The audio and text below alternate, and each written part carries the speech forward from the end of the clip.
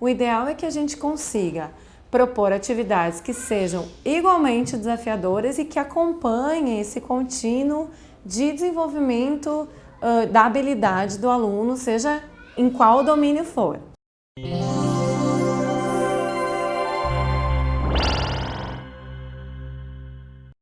Olá pessoal, meu nome é Janaína Weissheimer, eu sou professora na UFRN, no estado do Rio Grande do Norte, em Natal, e sou pesquisadora do Instituto do Cérebro, na UFRN.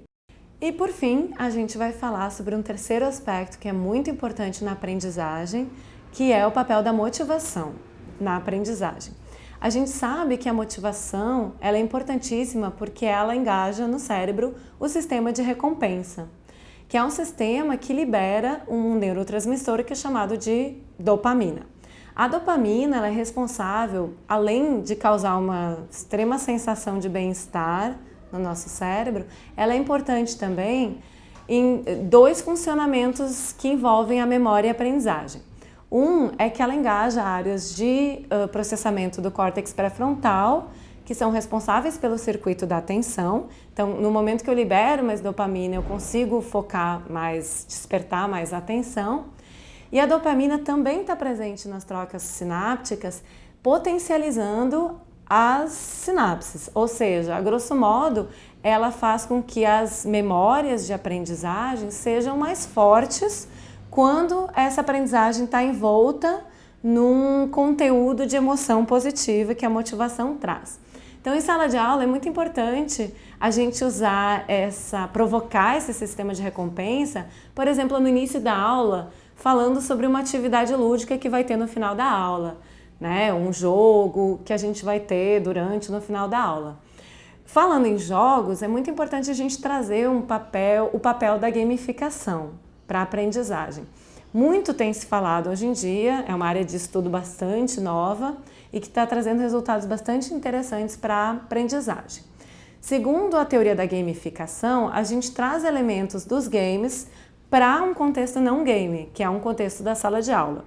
Então, por exemplo, na sala de aula a gente pode utilizar de níveis, surpresas, rankings, cores, músicas, numa proposta de estimular a competitividade, mas também a colaboração.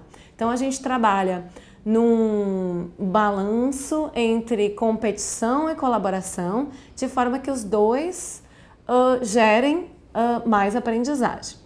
Como que a gente pode fazer isso? Uma proposta que está sendo bastante discutida na educação, que é uma proposta que surgiu na psicologia, foi a proposta da teoria do flow. Segundo essa teoria do flow, teoria do fluxo, o aluno ele vai ficar mais concentrado e vai entrar nesse estado de flow se o professor conseguir fazer um balanço ideal entre o desafio que é proposto para esse aluno e o nível de habilidade que esse aluno percebe que ele tem para alcançar tal desafio. Então, se eu tiver, por exemplo, um desafio muito baixo na sala de aula e o aluno tiver muita habilidade, ele vai ficar extremamente apático e frustrado. E se a gente pensar na situação oposta, ou seja, se o professor oferecer um desafio muito grande para o aluno e o aluno não sentir que ele tem habilidade suficiente para alcançar aquele desafio, vai acontecer que ele vai ficar extremamente frustrado e também vai desengajar, vai resolver se desinteressar daquela atividade. Então, dentro dessa proposta da teoria do flow, o ideal é que a gente consiga propor atividades que sejam igualmente desafiadoras e que acompanhem esse contínuo de desenvolvimento da habilidade do aluno, seja em qual domínio for, né? E o que é esse estado de flow? Esse estado de flow é aquele momento que o aluno perde a noção do tempo e do espaço e fica completamente absorto na atividade que ele está executando, né? Às vezes a gente tem aulas que estão fluindo tão bem que toca o sinal ou acaba a aula e o aluno fala: ai, não acredito, acabou, que pena. Então, esse é o momento que a gente percebe que o aluno está em estado de flow. E existe uma questão muito interessante sobre o flow, que é a indicação da gente parar a atividade quando a gente percebe que ele está no flow. E cortar a atividade é realmente quando a gente percebe que o aluno está no ápice do seu flow. Porque o flow, ele é uma curva. Se a gente esperar o aluno chegar no ápice do engajamento, do flow, da motivação, e esperar essa motivação que é momentânea cair, vai ser ruim, porque o cérebro tem um efeito de recência. Então, ele vai lembrar desse momento em que o flow estava acabando e decaindo. Se a gente pegar, por exemplo, num jogo, se está todo mundo se divertindo, está no ápice do estado de flow e a gente terminar ali, os alunos vão reclamar muito, vão dizer, ah não, professor, só mais um round, só mais uma vez.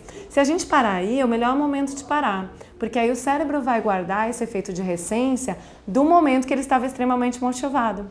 E a próxima vez que a gente quiser fazer esse mesmo jogo, o cérebro vai recuperar essa memória de motivação com esse jogo. Então é extremamente importante a gente manter em mente que quando os alunos estão no auge da empolgação, numa atividade gamificada, é o momento da gente interromper essa atividade, porque aí a gente vai conseguir que o cérebro guarde esse efeito de recência positiva que a atividade provocou.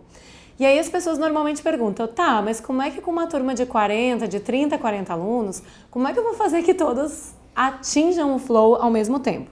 Isso é impossível. A gente sabe que todos estão numa turma heterogênea, todos estão em níveis diferentes de habilidade e que é difícil o professor pensar em níveis de desafio que sejam coerentes com níveis de habilidades distintos. Uma opção e uma sugestão que a gente sempre dá é que o professor trabalhe com estações de aprendizagem, que é uma proposta de uma metodologia ativa que tem ganhado bastante espaço.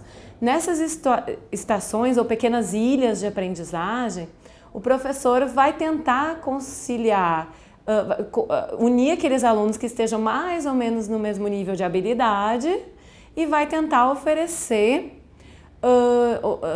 atividades, desafios distintos para cada um desses pequenos grupos, né? E é importante que eles façam um rodízio nessas ilhas de aprendizagem, para que também eles não fiquem estigmatizados como aquela é a ilha dos alunos que estão com menos habilidade, aquela é a ilha dos alunos que estão com mais habilidade. Então é importante a gente manter esses grupos, mas fazer com que eles tenham um rodízio nesses diferentes desafios que uma mesma atividade ela pode ser organizada pelo professor com diferentes níveis de desafio. E aí os alunos ficam alternando nessa proposta, que é bem interessante. Bom, gente, então para finalizar, eu espero que as dicas tenham sido interessantes. Na neurociência a gente trabalha hoje com essa proposta muito interessante de pesquisa translacional, como eu falei no início, que é de transpor essas atividades, essas descobertas da neurociência para a sala de aula. E é importantíssimo que os professores trabalhem com a gente, adaptando essas sugestões que a gente tem dessas pesquisas mais de base, testem na sua sala de aula com seus alunos, nos deem o feedback para que a gente possa continuar andando e construindo novos experimentos.